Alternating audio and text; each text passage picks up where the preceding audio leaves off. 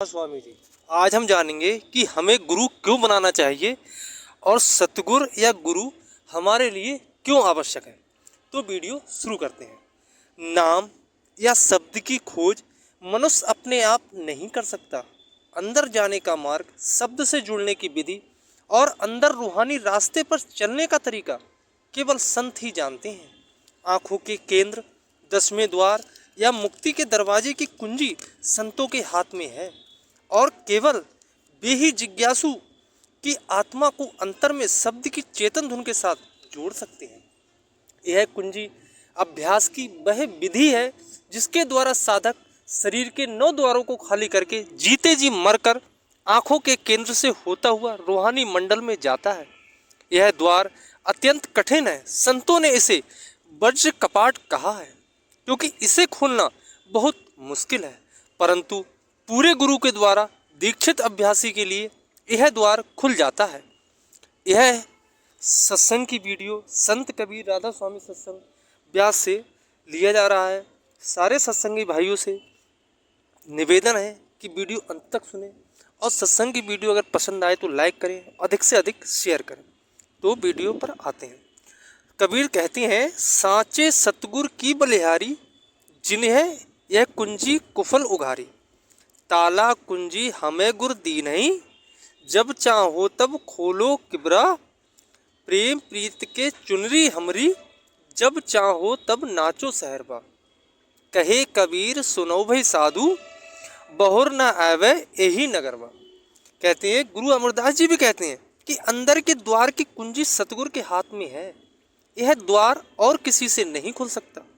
सतगुर हाथ कुंज होरत, दर खुले नहीं गुर पूरो भाग मिलवाड़िया।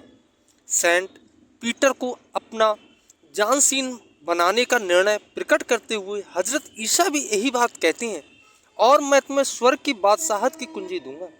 कबीर आगे कहते हैं कि आत्मिक ज्ञान रूपी पदार्थ मनुष्य बाहर ढूंढता है और पा नहीं सकता। इसे पाने के लिए इसके भेद के ज्ञाता सतगुरु का मार्गदर्शन आवश्यक है। संसार के कार्यों में कुशलता प्राप्त करने के लिए एक शिक्षक या मार्गदर्शक की आवश्यकता होती है। जन्म से ही मनुष्य औरों से सीखता है। माता पिता से वह खाना, बैठना, चलना और बोलना सीखता है। यदि बच्चा जन्म से बहरा होता है तो वह गूंगा भी हो जाता है, क्योंकि वह औरों से सुनकर शब्दों का उच्चारण नहीं सीख पाता। बड़े होने पर मनुष्य अपने रिश्तेदारों, मित्रों और शिक्षकों से निरंतर शिक्षा ग्रहण करता रहता है। अध्यात्म एक गूढ़ विषय है और 9 द्वारों को खाली करके अंदर रूहानी मंडलों में प्रवेश करना एक कठिन अभ्यास है। इसमें पद पद पर एक पहुँचे हुए मार्गदर्शक अथवा पूरे गुरु की आवश्यकता होती है। कबीर कहते हैं कि मनुष्य अब कितनी ही कोशिशें कर ले, वह बिना गुरु के सच्चे आत्मज्ञान को नहीं पा सकता। कहते हैं, केतक पड़ गुण पचमुवा, जोग जग तप लाए, और बिन सतगुर पावे नहीं, कोटन करे उपाय। कहते हैं, मौलाना रूम, शम्स तबरेज और हाफिज जैसे महान संतों ने भी गुरु की आवश्यकता पर बहुत जोर दिया है। मौलाना रूम कहते हैं कि पूरे मुर्शिद की तलाश करो, क्योंकि बगैर मुर्शिद के यह रास्ता खतरों से भरा हुआ है।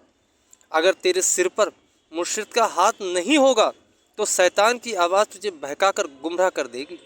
ख्वाजा हाफिज भी इसी भाव को प्रकट करते हैं। इस खतरनाक रास्ते पर बगैर मुर्शिद के कदम ना बढ़ा, क्योंकि ऐसे रहवर के बिना तू अंदर के खौफनाक अंधेरे में भटक जाएगा। कबीर का कथन है, निसे अंधेहारी कारने 84 लख चंद, और गुरुबिन एते उदय है, तहु दृष्टि ही मंद। गुरु अंगद देव जी भी कहते हैं, जे सौ चंदा उगवई, सूरज चढ़ई हजार, एते चाणन हो दिया, गुरुबिन घोर अंधार। जिस किसी ने भी अंतर में परमात्मा को पाया है, गुरु की कृपा से ही पाया है। कबीर और नामदेव का उल्लेख करते हुए गुरु रामदास जी कहते हैं कि छिपा नामदेव और जुल्हाए कबीर ने पूरे गुरु के द्वारा ही ऊंची रूहानी गति प्राप्त की। नामा छिपा कबीर, जुल्हा पूरो गुरते गत पाई।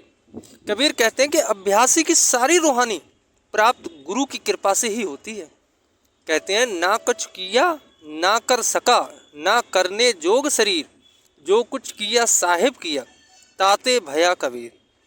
आमतौर पर लोग हर साधु, सन्यासी और जोगी को पहुंचा हुआ महान महात्मा मानकर उससे रूहानी प्राप्ति की आशा करते हैं। संसार में कुल पुरोहितों, पंडितों, विद्वानों और अनेक प्रकार के सन्यासियों की कोई कमी नहीं है। ये लोग बाहरी भेष, गेरुए, पीले, नीले या सफ़ेद कपड़े और हाथों में या गले में मालाएं पहनते हैं। कुछ जटा रखते हैं, शरीर पर विभूति लगाते हैं, तो कुछ मृग छाल पहनते हैं और अपने हाथों में खाते हैं। संतों ने धार्मिकता या वैराग्य के ऐसे दिखावे का हमेशा खंडन किया है। एक सच्चा प्रभु का भक्त या संत साधारण मनुष्यों के जैसे पहनता और रहता है। कबीर के अनुसार सच्चे संतों और बाहरमुखी साधुओं में उतना ही अंतर है जितना कि आम और बबूल के पेड़ों में। आम की शाखा मीठे फलों से लदी रहती है, जबकि बबूल की हर डाली कांटों से भरी रहती है।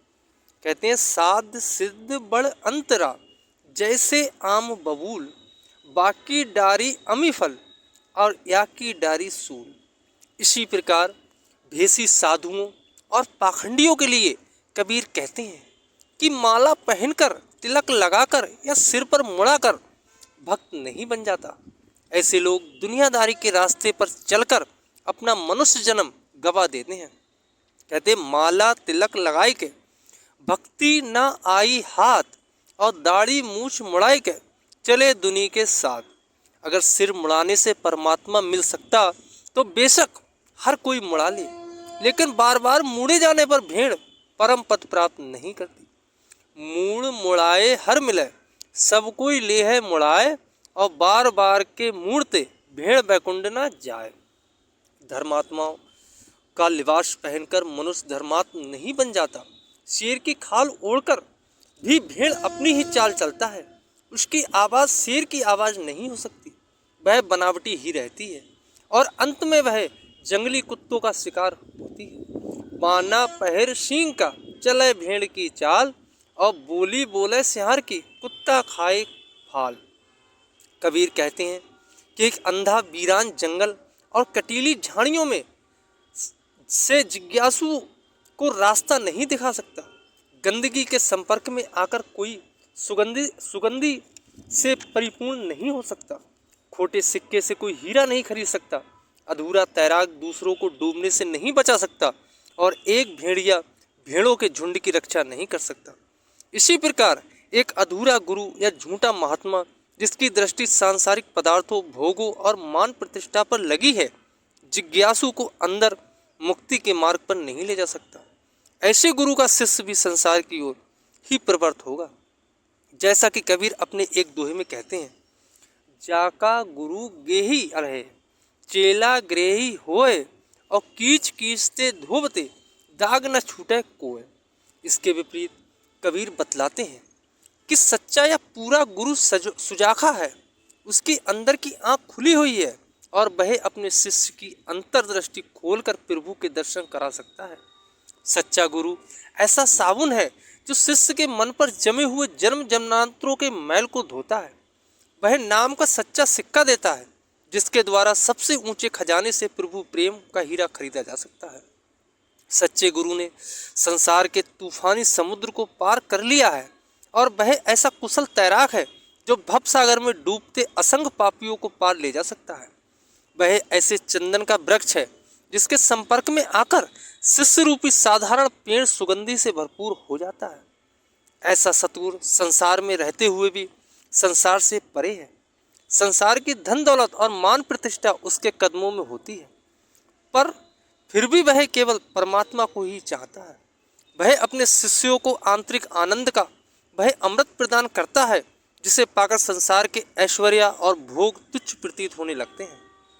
कबीर के अनुसार मनुष्य के लिए संत के नाम को अपनाना आसान है, परंतु संत बनना तलवार की धार पर चलना है।